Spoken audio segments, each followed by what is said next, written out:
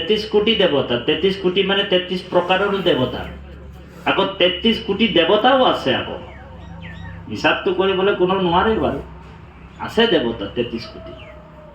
গতিকে এই 33 কোটি দেৱতাৰ ভিতৰত এজন আপুনি প্লাছ হৈ যাব তাত গৈ। ভগৱানে কৈছে যে য়ান্তি দেৱানো দেৱব্ৰতা, তুমি যদি দেৱ দেৱীক পূজা কৰিবা তেনেহ'লে তোমাক মই স্বৰ্গত লৈ যাম। স্বৰ্গত বোলে তুমি বিশাল স্বৰ্গত তুমি ভোগ কৰিব লাগিব, পুণ্য আছে। সেইকাৰণে মানুহে যে দেৱ দেৱীক পূজা কৰিছে পুণ্য পাব, পুণ্য হৈ যাব। আৰু পুণ্য হৈ যোৱাৰ লগে লগে কলৈ যাব? স্বৰ্গত যাব। সেইকাৰণে গীতাত কৃষ্ণই অৰ্জুনক কৈছে যজ্ঞৰিষ্টে স্বৰ্গগতিম পাർത്থায়ন্তে তেক্তম ভুক্তম স্বৰ্গলোকম বিশালম ছিন্নম পুণ্যে মৃত্যুলোকে ৱাসন্তি। যেতিয়া বোলে পুণ্য ক্ষয় হ'লে দুনাই নৰকত মজয়। পুণ্য ক্ষয় মানেই নৰক।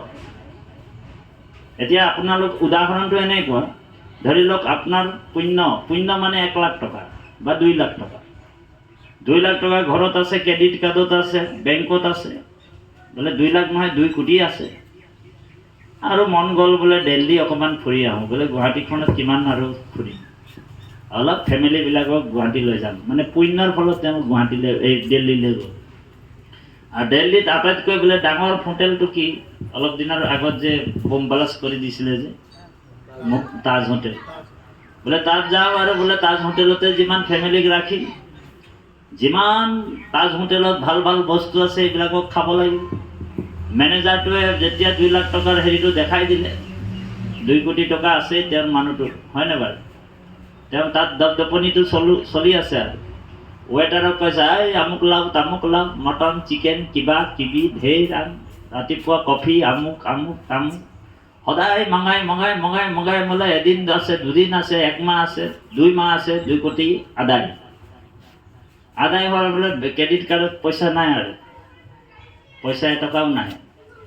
তাৰপিছত বোলে মেনেজাৰে তাক জানো পাৰি য়েছ ছাৰ বুলি কৈ থাকিব।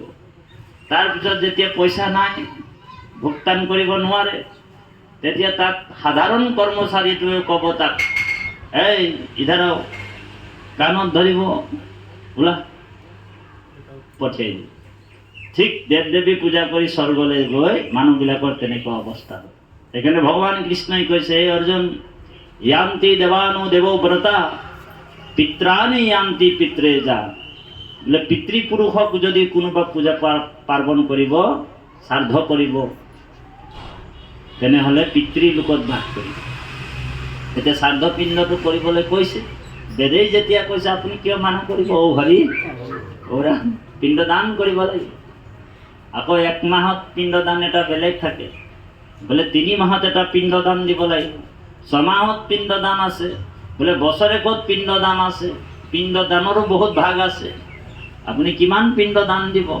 কোনোবা বোলে হৰিদ্বাৰত গৈ গোমতী নদীত পিণ্ডদান কৰিব লাগিব, কোনোবাত প্ৰয়াগ গংগাত পিণ্ডদান কৰিব লাগিব। তো কৈছে বোলে সেইবিলাক যেতিয়া শাস্ত্ৰই কৈছে, ধৰ্মই কৈছে, বেদে কৈছে, বোলে বেদৰ কথাটো আপুনি মই মানিব লাগিব। কাৰণ বেদেহে ধৰ্মৰ নিৰূপণ কৰিব, তাতি বাপে কৰিব নেকি? অ হৰি নোৱাৰে। বেদৰ মতে এইটো পিণ্ডদান দিবই লাগিব। যেতিয়া পিতৃ পিণ্ডদান দিয়ে, পিণ্ড শব্দৰ অৰ্থ কি জানেনে আপোনালোক? দে, আপুনি ঠিকেই কৈছে, দে। তাৰমানে পিণ্ড শব্দৰ অৰ্থ হৈছে টুকুৰা। তাৰমানে আপোনাৰ পিতৃ, আমাৰ বাপজন টংকেশ্বৰ হাজৰিকা বাপ, তেওঁৰ 2টা ল'ৰা, মানে বাপৰ 2টা টুকুৰা আছে। এটা তেওঁৰ সৰু ল'ৰা, কি নাম? হয়, তো এই 2টা টুকুৰা, সেই বাপৰ কাৰণে তেওঁলোক পিণ্ডদান দিব লাগিব, 2টা টুকুৰা। বুজি পাইছেনে? সেইকাৰণে পিণ্ড শব্দৰ অৰ্থ টুকুৰা। আৰু এনেকৈ আমাৰ পিতৃপুৰুষবিলাক যিমান গুচি গ'ল, হয় পিতৃপুৰুষক সকলৰ কাৰণে পিণ্ডদান দিলে, পিতৃসকলৰ লগত তেওঁ নিজেও গৈ পিতৃলোকত হাজাৰ হাজাৰ বছৰ বাস কৰে, আনন্দ কৰে। বাৰু যাওঁ কি নহওক, পিণ্ডদানৰ কথাটো কিন্তু আছে, গৰুড় পুৰাণতো আছে দেই। তাৰপিছত কি কৈছে অৰ্জুনক, হে অৰ্জুন পিতৃলোক বনাই ৰাখিছোঁ, পিতৃলোকলৈ যাবা, পিণ্ডদান কৰিবা। তাৰপিছত অৰ্জুনক কৈছে, হে অৰ্জুন, ভূতানি আন্তি ভূতেজ্জা। অৰ্জুনক কৈছে, ভূত প্ৰেতক পূজা কৰিবা। তুমি যদি ভূত প্ৰেতক পূজা কৰিবা তেনেহ'লে মই তোমাক ভূত প্ৰেত বনাই দিম। এতিয়া বহুত মানুহে ভূত প্ৰেত পূজা কৰে, শ্মশানত যায়। যিবিলাক মানুহে ভূত প্ৰেত পূজা কৰে, শ্মশানতো পূজা কৰে, তন্ত্ৰ মন্ত্ৰ পূজা কৰে, তেওঁলোকে সদায় হিংসা ধৰ্ম কৰে। হিংসা ধৰ্ম দেই। আজিৰ পৰা বহুত দিনৰ আগত আমাৰ ইয়াতো মানুহৰ বলিও দিছে, আৰু লগতে এই আমাৰ ডিব্ৰুগড় ফালে এই বেছি দিন হোৱা নাই, 6 মাহমান হৈছে, নিউজত এটা দিছিলে, এটা তান্ত্ৰিকে 5টা শিশুক অপহৰণ কৰি লৈ গৈছিল। মাটিৰ তলত বোলে বহুত টকা ধন সোণ আছিলে। যদি 5টা শিশুক মাৰি পেলাব পাৰে, বলি দিব পাৰে, তেতিয়া নিজে নিজেই বোলে সেই ধনবিলাক ওপৰলৈ উঠি যাব বোলে। অ' হৰি, ভাগ্য ভাল প্ৰশাসন পালে, নহ'লে কি হ'লে চাফা। এইবিলাক হৈছে তন্ত্ৰ মন্ত্ৰ আৰু ভূত প্ৰেতক পূজা কৰাৰ ফলস্বৰূপ। সেইকাৰণে ভগৱানে কৈছে, ভূত প্ৰেত যদি তুমি পূজা কৰিবা তেনেহ'লে মই তোমাক ভূত প্ৰেত বনাই দিম। আৰু ভগৱানে কৈছে, হে অৰ্জুন, মদজাজিনো আপি মাম। অৰ্জুনক কৈছে, তুমি যদি মোকেই পূজা কৰিবা তেনেহ'লে মই তোমাক মোৰ স্থানলৈ লৈ গুচি যাম। মোৰ স্থান এইটোৱে আজি আপুনি মই কৰি আছো। কাক পূজা কৰিছে? বোলে কৃষ্ণ। বোলে কিহৰ কাৰণে? বোলে কৃষ্ণৰ স্থানলৈ যাবৰ কাৰণে। হয়নে মানুহ? বা কৃষ্ণক পূজা কৰাৰ কাৰণটো কি? ভগৱান কৃষ্ণই গীতাত কৈছে, হে অৰ্জুন, মোৰ স্থানটো ক'ত আছে? বোলে ন তদ্ৰ ভাস্ৰো য়তে সূৰ্য। তাত বোলে সূৰ্যৰ পোহৰ নাযায়। অ' হৰি, অ' ৰাম। বোলে ন তদ্ৰ ভাস্ৰো য়তে সূৰ্য ন শশাঙ্কো ন পাৱক যদ্গত্তা ন নিৰ্বন্তন্তে তত ধামো পৰমম মম। অৰ্জুনক কৈছে, হে অৰ্জুন, অৰ্জুনে প্ৰশ্ন কৰিছে, প্ৰভু তোমাৰ ধামনো ক'ত আছে? তোমাৰ এড্ৰেছটো ক'ত? তেতিয়া ভগৱানে কৈছে, ন তদ্ৰ ভাস্ৰয়তে সূৰ্য, তাত সূৰ্যৰ পোহৰে নাযায়। অৰ্জুনে কৈছে, তাত আন্ধাৰ নেকি প্ৰভু? অ' হৰি। তেতিয়া কৈছে ভগৱানে, ৰ মই তোমাক কৈছো শুনা। আৰু প্ৰথমেতো তুমি শুনি লোৱা মোৰ স্থানটো ক'ত আছে। ন তদ্ৰ ভাস্ৰয়তে সূৰ্য, তাৰমানে সূৰ্যৰ পোহৰ নাই, মোৰ শৰীৰৰ জ্যোতিৰ পোহৰ। কোটি কোটি সূৰ্যৰ সমান প্ৰকাশ হয়। মোৰ অলৌকিক ধাম, তাত মোৰ ভক্তই বিনোদ লীলা কৰি থাকে। মোৰ ওচৰলৈ গৈ সেই স্থানলৈ মই তোমাক নিবলৈ চেষ্টা কৰিছো। ভগৱানে কৈছে, ন তদ্ৰ ভাস্ৰয়তে সূৰ্য ন শশাঙ্কো ন পাৱক। শশাঙ্কো মানে চন্দ্ৰ, তাত চন্দ্ৰৰো জ্যোতি নাই। পাৱক, তাত অগ্নিৰো জ্যোতি নাই। যদ্গত্তা ন নিৰ্বন্তন্তে, আকৌ আহিলে তাত গ'লে বোলে আকৌ অহা যোৱা কৰিব নালাগে। যদ্গত্তা ন নিৰ্বন্তন্তে তত ধামো পৰমম মম। সেই পৰম ধামলৈ তোমাক মই লৈ যাম। আজি আপুনি মই সেই পৰম ধামলৈ, আমাৰ লক্ষ্য উদ্দেশ্য হৈছে পৰম ধামলৈ গতি কৰা। বোলে অমৃতৰ সন্তান, আমি অমৃতৰ ওচৰলৈ যাব লাগিব। এতিয়া আমাৰ এড্ৰেছটো আমি পাহৰি যোৱাৰ কাৰণে আমি ইয়াত বহি আছো। বোলে আমি ক'ৰ পৰা আহিছিলো? প্ৰশ্ন। ভাগৱতৰ এইটোৱে মূল উদ্দেশ্য দেই বাপাই। আমি ক'ৰ পৰা আহিছিলো? আমি এই সংসাৰত থাকি কি কৰিব লাগে? 2, আৰু আমি কাৰ ভজনা কৰি, কাৰ ভক্তি কৰি আমি সংসাৰৰ পৰা আমাৰ আত্মাৰ কল্যাণ সাধন কৰিব পাৰোঁ। এইটোৱে মূল ভাগৱতৰ উদ্দেশ্য, লক্ষ্য। সেইকাৰণে ৰজা পৰীক্ষিতে প্ৰশ্ন কৰিছে, বৰ সুন্দৰ প্ৰশ্ন, জগত কল্যাণৰ প্ৰশ্ন ভাগৱতৰ মুকলি কৰিছে। আতা পিচ্ছামি সংসিদ্ধিনাম যোগিনাম পৰমম গুৰু। আতা পিচ্ছামি সংসিদ্ধিনাম যোগিনাম পৰমম গুৰু। হে যোগীসকলৰ পৰম গুৰু। পুৰুষয়ো য়ৎ কাৰ্য মৃয় মনুষ্য সৰ্বদা। যে ম্ৰিয়মান লোক, মৃত্যুমুখী মানুহ, এই সংসাৰত কি কাম কৰিব লাগে? তোমাৰ চৰণে, মহাপুৰুষ গুৰুজনাই কৈছে দেই বাপাই হ'ব পদবন্ধে, তোমাৰ চৰণে মৰণ সময়ে পুছুহু প্ৰভু সাম্প্ৰত মিৰিয়মান লোক সদায় কি কৰ্ম কৰিবে ইটো লোকত কাহাক শুনিবে কাহাক স্মৰিবে কাহাক জপিবে লোক ভজিবাৰ যোগ্য কোননো দেৱতা কহিও মোক সত্তৰে। বৰ ডাঙৰ কুৱেশ্যন এইটো। ভাগৱত এই প্ৰশ্নটোতে গোটেই ভাগৱতৰ সৃষ্টি হৈছে। ৰজা পৰীক্ষিতক এই প্ৰশ্নৰ উত্তৰ দিওঁতে দিওঁতে গোটেই ভাগৱতটো শুকগুৰুৱে গাই দিলে। বৰিয়াম প্ৰশ্ন, বৰিয়াম মানে হৈছে আটাইতকৈ শ্ৰেষ্ঠ প্ৰশ্ন। সেই প্ৰশ্নটো অকল তোমাৰ নহয়, সমস্ত জগতৰ হিতৰ প্ৰশ্ন। প্ৰশ্ন এনেকৈ হ'ব লাগে, সাধু সন্ত মহন্তক যদি লগ পাই কেনেবাকে দেই, প্ৰশ্ন কৰিব আত্মকল্যাণৰ প্ৰশ্ন, প্ৰশ্ন কৰিব জনহিতৰ প্ৰশ্ন। কিন্তু প্ৰশ্ন মানুহবিলাক কৰিবলৈ নাজানে, বৰ উল্টা পুল্টা প্ৰশ্ন কৰি দিয়ে। মোকো প্ৰশ্ন কৰি দিয়ে, অ হৰি অৰাম। এজেগাত আমাক মানে ভাগৱতৰ অনুষ্ঠানত মাতিছিল দেই, আমি গ'লোঁ। আৰু তেতিয়া আমি অকণমান নতুন মানে অধ্যয়ন কৰি আছিলোঁ আৰু ইমান ভালকৈ ঈশ্বৰৰ কথা ক'ব নাজানো। তাৰপিছতে তাত মানে দুজনমান ভকতে প্ৰশ্ন এটা কৰিলে। প্ৰশ্নটো বৰ সাংঘাতিক প্ৰশ্ন। প্ৰশ্নটোত কৈছে বোলে, তাতিবা আপুনি ভাগৱত পাঠ ব্যাখ্যা কৰে বোলে? অকণমান আৰু ঈশ্বৰৰ কৃপাত যিবিলাক ভকতৰ পৰা শিকিছিলোঁ এইবিলাকে আৰু ভকতক ইংৰাজীত কৈছে, শ্বেয়াৰ কৰি দিয়া, বিলাই দিয়া হৈছে।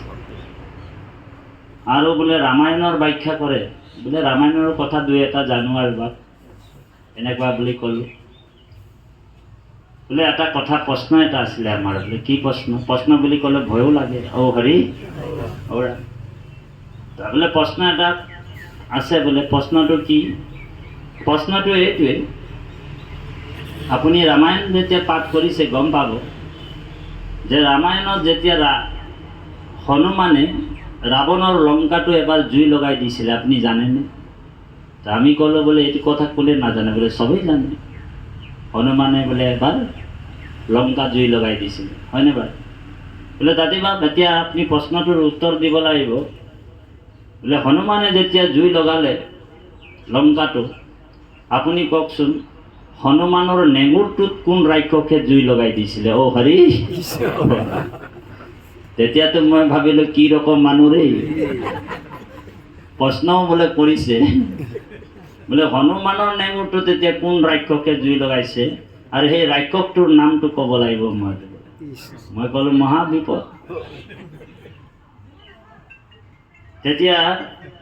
এতিয়া উপস্থিত বুদ্ধিটো দেখাব লাগিব, তাৰ পৰা বাচিও আহিব লাগিব। প্ৰশ্ন উত্তৰ যেতিয়া বিয়া কাষত বহুৱাই দিছে, তো মই উপস্থিত বুদ্ধি আৰু গুৰুৰ কাৰণে গুৰুক স্মৰণ কৰিলোঁ, প্ৰভু কিবা এটা উপস্থিত বুদ্ধি দিয়ক আৰু আপুনি।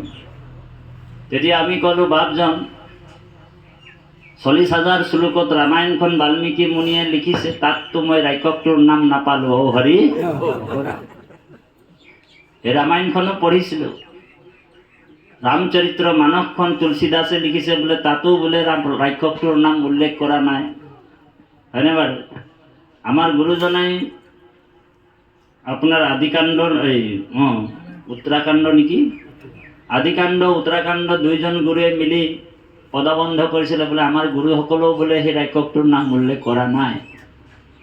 তাৰপিছতে আমি ক'লোঁ যে হনুমান এজন পৰম ভকত, হয়নে বাৰু? উপস্থিত বুদ্ধিত কৈছে, হনুমান এজন পৰম ভকত, আৰু ভকতজনৰ নেঙুৰত যিজন জুই লগাই দিলে সেইজন কিমান মহাপাপী হ'ব? অ হৰি অৰা। বাল্মীকি মুনিয়ে ভাবিলে চাগে, আমি কৈছোঁ দেই, বাল্মীকি মুনিয়ে ভাবিলে চাগে যে এই মহাপাপীৰ নামটো যদি কেনেবাকে ৰামায়ণত যদি লিখি দিওঁ তেতিয়া মোৰ ৰামায়ণখন অপবিত্ৰ হৈ যাব বুলি ভাবিয়ে চাগে এই ৰাক্ষসটোৰ নামটো নিলিখিলে। যদি কেনেবাকে আপুনি পাই যায় ক'ৰবাত, তেনেহ'লে মোক জনাব বুলি কৈ সেৱা এটা জনাই দিছে। এনেকুৱা প্ৰশ্ন কাৰো কল্যাণ নহয় বাপাই, বুজি পাইছেনে কথাটো?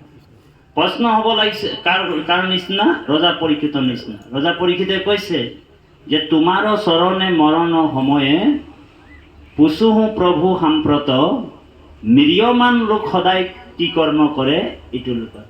আমি সদায় সকলোৱে মৰিবলৈ গৈ আছোঁ, তাৰমানে অকল ৰজা পৰীক্ষিত নহয়, হয়নে বাৰু? ৰজা পৰীক্ষিতো মৰিব 7 দিনৰ ভিতৰত। আজি কি বাৰ? দেওবাৰ। অহা শনিবাৰলৈকে 7টা দিন।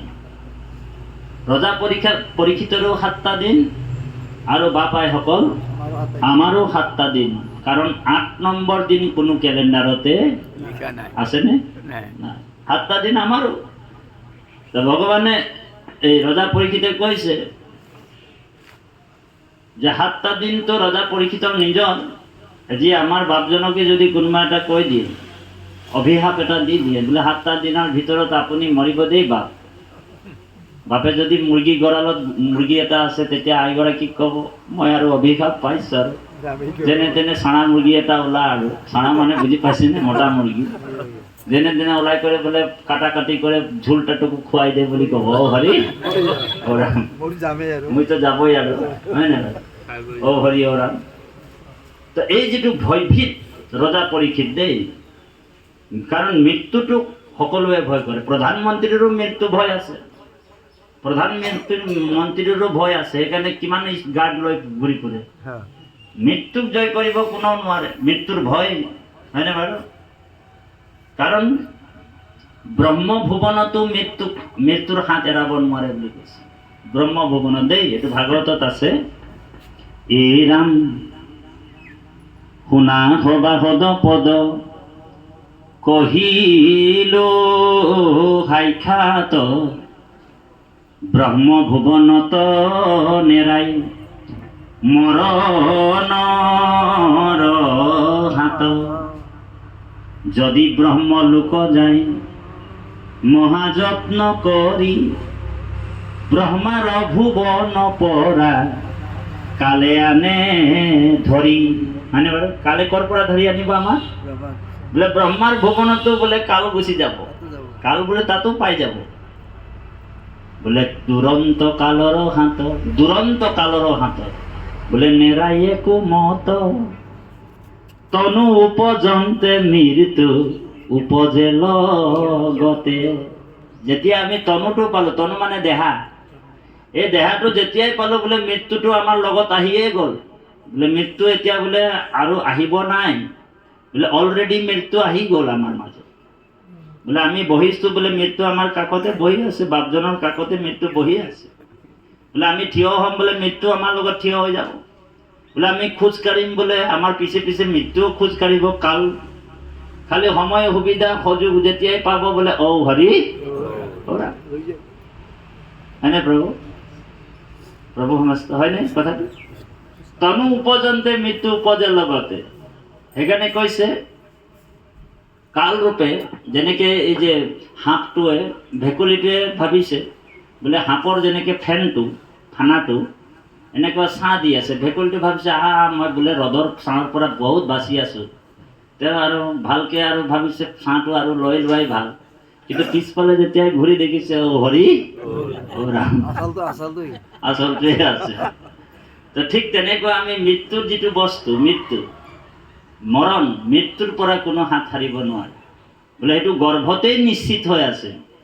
5টা বস্তু মাতৃ গৰ্ভতে নিশ্চিত হৈ যায়। এই 5টা বস্তু কি কি? বোলে আয়ুষ কৰ্মস্য বিত্তং বিদ্যা নিধম পঞ্চতানি সৃজন্তে দেহিনাম। গর্ভস্থ দেহিনাম দে কি কি? আয়ুষ কর্মস্য বিত্তং বিদ্যা নিধম, এই 5টা বস্তু। পঞ্চৈতানি সৃজন্তে গর্ভস্থ দেহিনাম, 5টা বস্তু মাকৰ গৰ্ভতে ঠিক হৈ আছে। কি কি? আয়ু, ই কিমান দিন মানে জীয়াই থাকিব, 1 হয়নে বাৰু? সময় কিমান মানে? কৰ্ম, ইয়াৰ কাম কি? 2 নম্বৰ বিদ্যা ই কিমান পঢ়িব, মেট্ৰিক পাছ কৰিবনে নাই, ন ডিগ্ৰী লৈ PhD কৰি কালেক্টৰ হ'ব নে নাই, IPS হ'ব নে নাই, হয়নে? আয়ুষ্য কৰ্মস্য বিত্তং বিদ্যা, বিত্তং মানে হৈছে জীৱিকা, খেতিয়ক নে কি বোলে চাকৰিয়াল নে বোলে কি